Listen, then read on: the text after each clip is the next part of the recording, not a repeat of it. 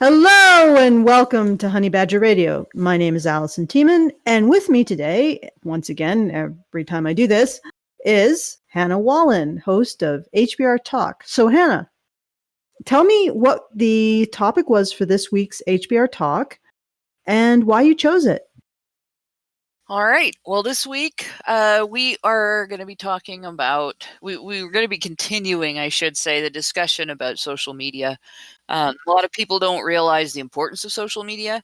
And I think this is probably partly because, like, as we've talked about, I think a couple of times that Brian has pointed out, it's kind of gamified by women, and it's a lot of it's virtue signaling. And so it seems like a very sort of petty and frivolous thing, but at the same time, it is a communication platform. Like various ways you have your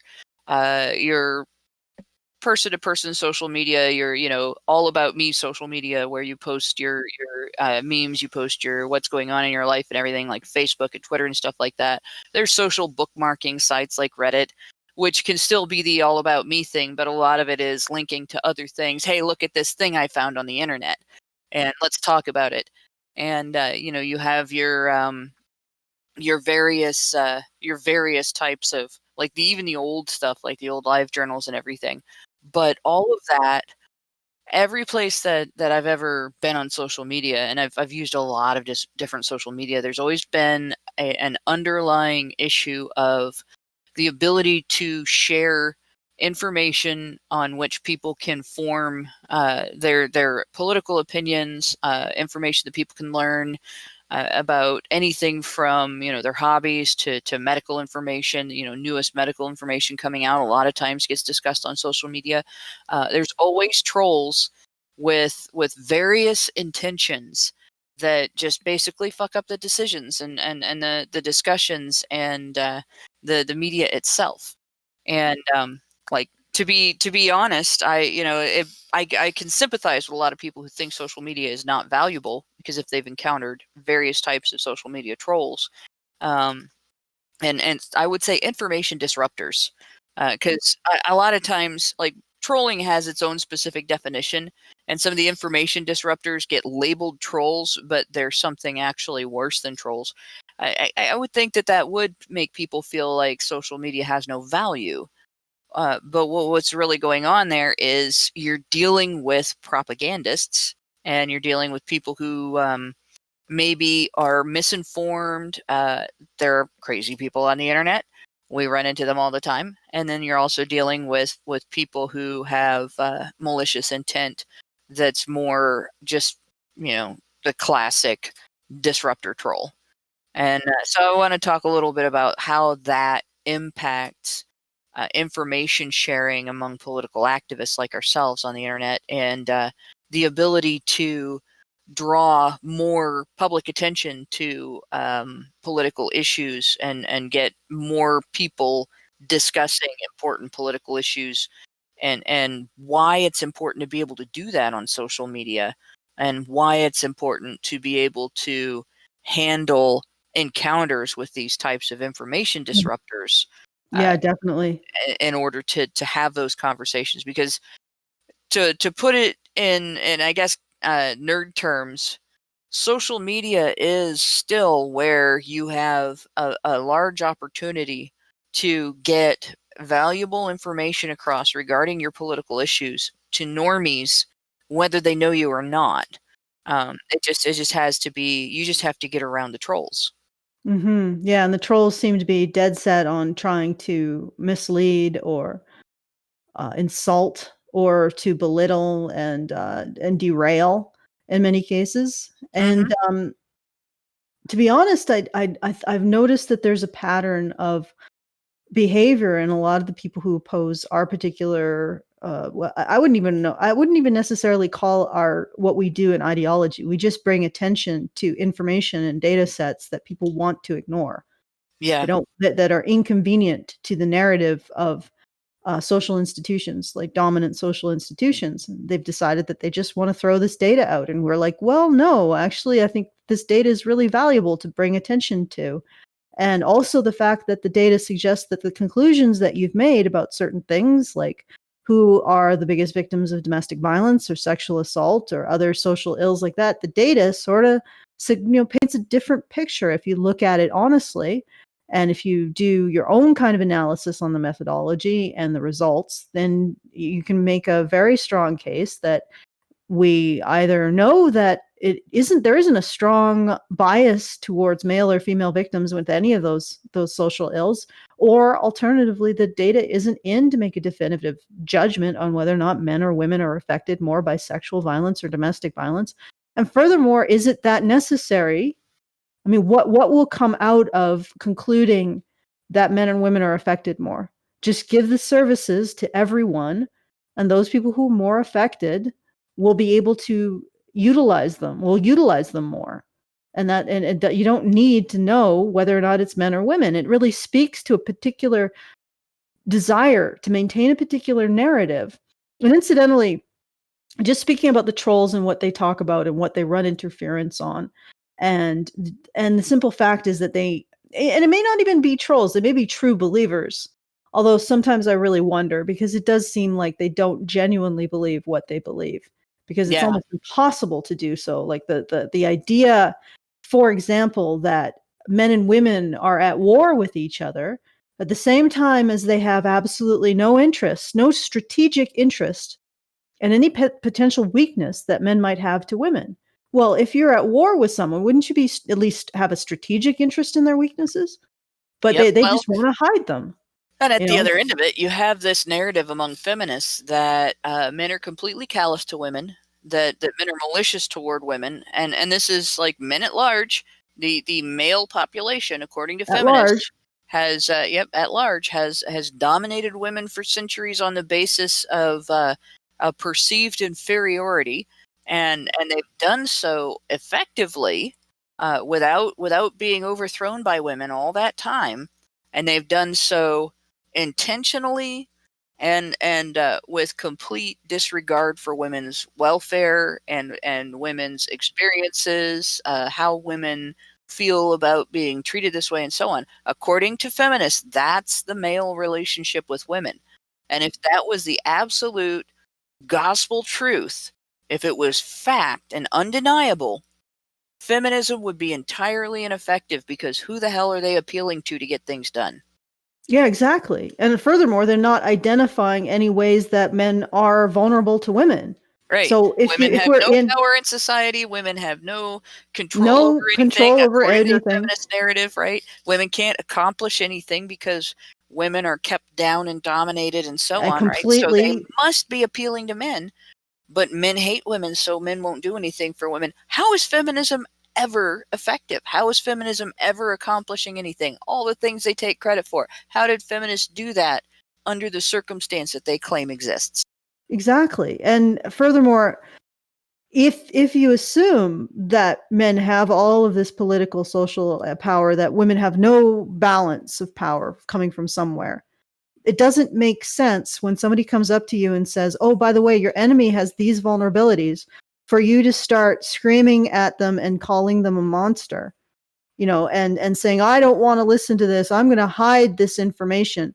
Unless, of course, you are using those vulnerabilities already and you just don't want to bring attention to them, which is what I suspect is really happening. So they don't want to bring attention to the fact that men really do. They're motivated. Men are motivated by women's love, respect, and their trust.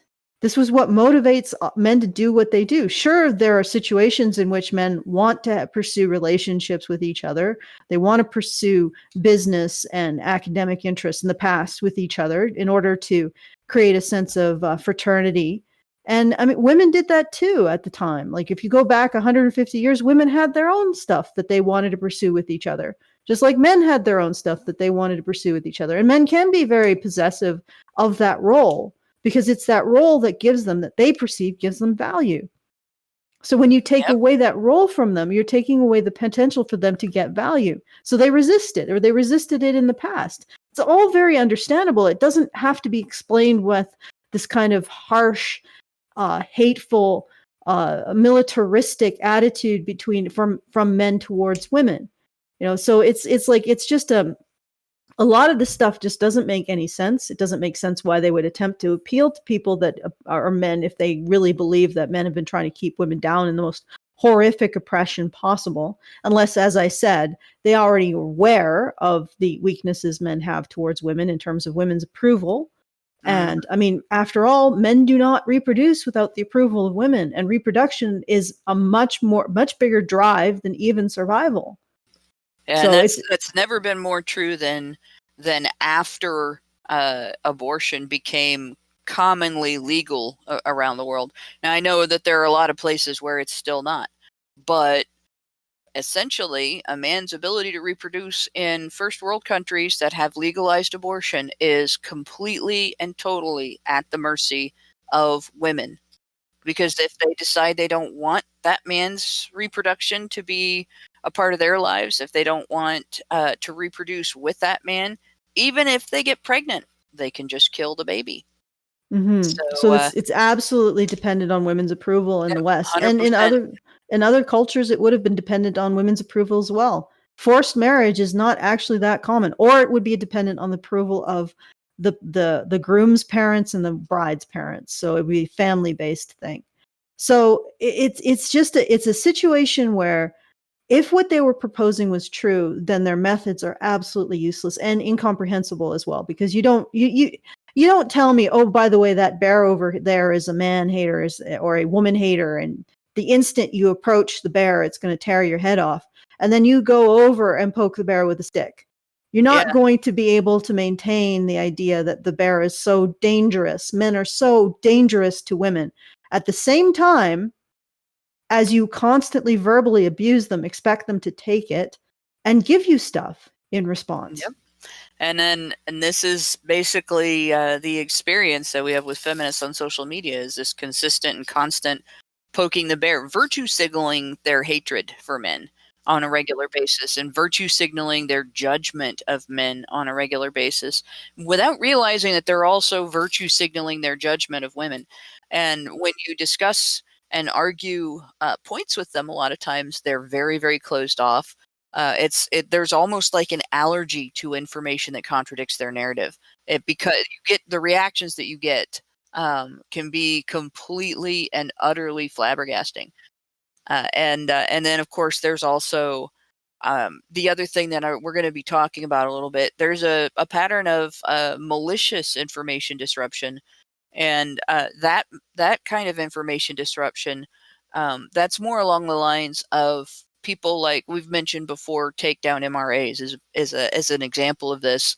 That there's not an ideology necessarily behind what this type does in terms of they're true believers of this ideology, and it's the reason why they do this. They're actually more interested in disrupting your ability to share information with people other than them. So they get you wrapped up in conversations, defending against lies about your own group, or defending against lies about history, or lies about current reality.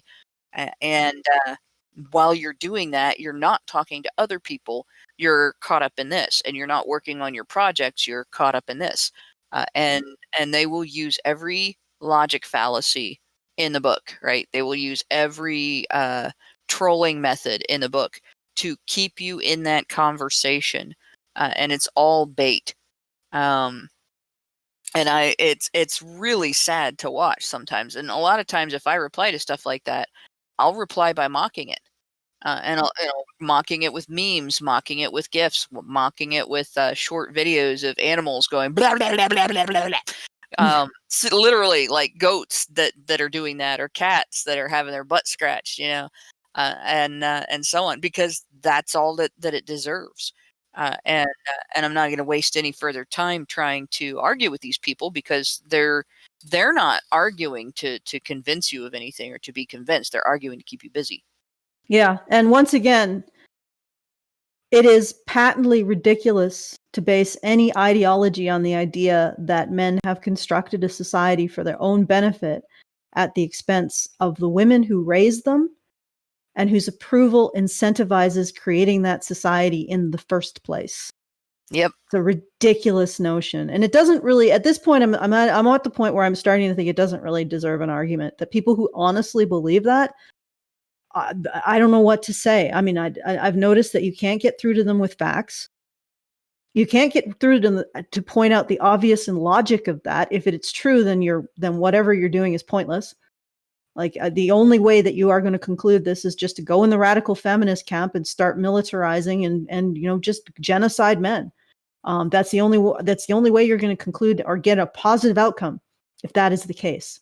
So so I've started to just be like, just state that and then move on, because you either get it or you have some sort of emotional attachment to your victimhood as a woman. So if you'd like to hear more about dealing with trolls and attempting to get past them in order to continue to convey information on social media, please direct your mouse pointer here, which will take you to HBR Talk, this week's HBR Talk with Hannah Wallen, myself, and Lauren Brooks. And yes, have a wonderful day, my lovely specimens, and thank you for your kind attention. Bye.